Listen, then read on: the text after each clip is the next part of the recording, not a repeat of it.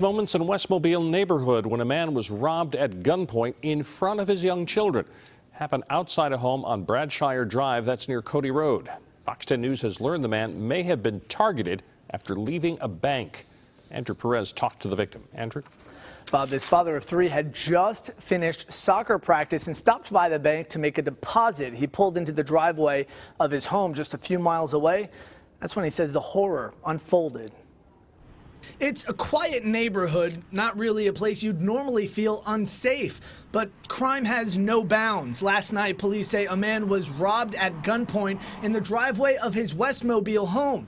We caught up with the victim, who asked to remain anonymous and says his children witnessed it all. I pulled into the driveway. I had my 10-year-old and my 2-year-old with me, along with 2 pizzas, and got them out of the car and was trying to get some stuff out of the car to take inside, and turned around and he was coming through the bushes, basically pointing a gun in my face, telling me to give him my money.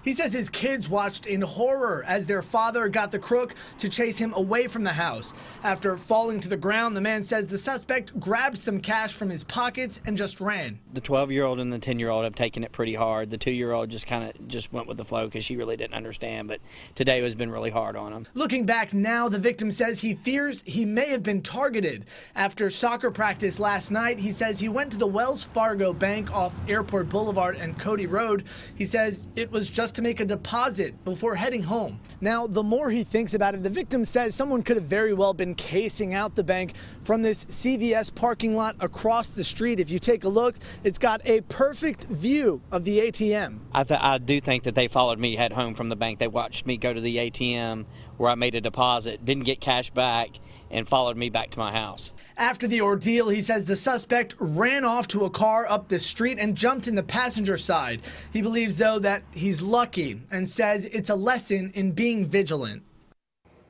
Yeah, very, very scary there. Now, we're also personally looking into any possible surveillance video from the CVS or Wells Fargo that may have caught the crook, who, by the way, only made off with $9 in cash. We've got a better description of the suspect and the car for you on our website, fox10tv.com.